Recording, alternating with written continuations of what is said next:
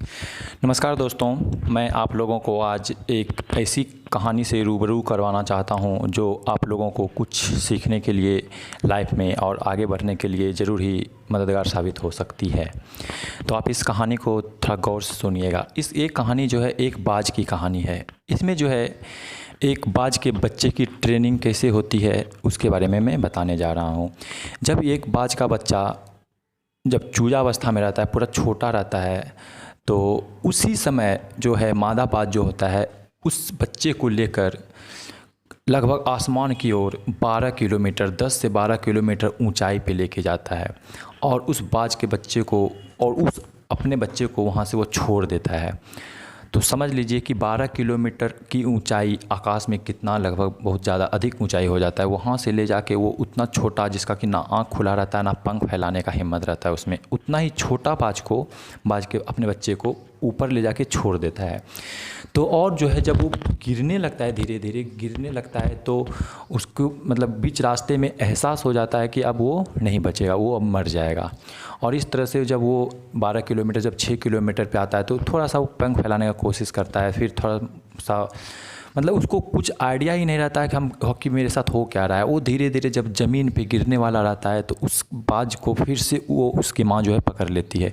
तो ये समझ सकते हैं कि इस तरह से वो ट्रेनिंग देती है। वो एक दिन का नहीं है, वो मतलब कि एक दिन के बाद एक दिन 2 दिन, एक दिन 2 दिन के बाद वही 12 किलोमीटर ऊंचाई पर ले जाता है और वहाँ से उसको वहाँ छोड़ दिया जाता है उस बच्चे को, जिसके कारण कि वह उसी दरमियान उसका आँख खुलता है, पैर पंख फैलाने का कोशिश करता है और उसी दरमियान उसका सारा कुछ ट्रेनिंग मिल जाता है। वो बाज जो है वो तब तक इस तरह से उसके साथ करते रहता है जब तक कि वो उड़ने के लिए नहीं सीख जाता है। तो इस तरह से आप देख सकते हैं कि आप जो है इतना अनुमान लगा सकते हैं कि बाज की कितनी कठिन ट्रेनिंग होती है। तो इससे दोस्तों आप लोगों को मैं यही बोलना चाहूँगा कि ऐसा आप लोग भी अपने आप को बना के रखिए ताकि ज़िंदगी में कितना भी क्यों ना मुश्किल समय आए उसे आप आसानी से, जैसे बात जब वो 12 किलोमीटर की ऊंचाई से गिरने का बचपन में उसका प्रैक्टिस हो जाता है, तो वो सोच लीजिए कि जब बड़ा होगा तो उसका 12 किलोमीटर की ऊंचाई पे जाना उसके लिए बहुत ही आसान काम रहेगा, क्योंकि वो बचपन से वहीं जाके ऊपर से उड़ के नीचे आ रहा है, वहीं से ऊपर जाके नीचे आ रहा है।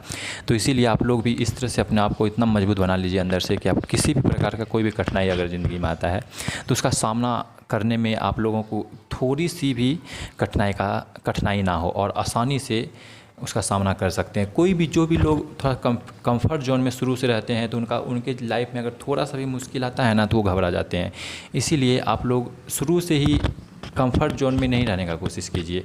कंफर्ट जोन कोई भी काम अगर आप लोगों को लगता है कि ये काम मुश्किल है तो आप उसी काम को लीजिए। अगर कोई काम आपको बोला जाता है ये काम आसान है, ये काम थोड़ा सा मुश्किल है, तो आप कौन सा काम चूज कीजिएगा? तो हमेशा जो है आप मुश्किल काम को ही चूज किया कीजिए दोस्तों।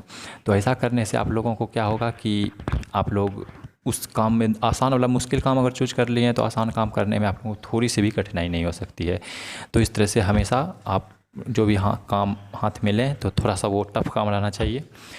आसान काम तो हमेशा हो जाता है। अगर आसान काम लेते हैं तो फिर मुश्किल काम करना आप लोगों के बस की बात नहीं होगी। अगर थोड़े मुश्किल काम लेते हैं अपने हाथ में, कोई भी चीज़ का तैयारी करना चाहें तो आप कोई भी बड़ा एग्ज़ाम को टारगेट कीजिए कि हमको बड़ा एग्ज़ाम निकालना है, यूपीएससी बीपीएससी सब का आप तैयारी भिड़िए। तब जाकर के छोटा मोटा जो भी क्लासी ग्रेड सब का नौकरी होता है वो सब तो खैर चुटकी में कब उसका एग्ज़ाम पास हो जाइएगा उसका कोई ठिकाना नहीं। इसीलिए किसी भी कंपटीशन में जब आप जाने का कोशिश कीजिए तो बड़ा कंपटीशन में हाथ लगाइए और उसी का तैयारी कीजिए, तो आप लोगों के लिए बहुत ही बेटर ये साबित हो सकता है। तो मैं आप लोगों को अगर इस वीडियो में कुछ सीखने के लिए मिलता है तो ज़रूर हमारे वीडियो को लाइक करें, शेयर करें, सब्सक्राइब करें और हम इस तरह से कभी बीच बीच में। धन्यवाद।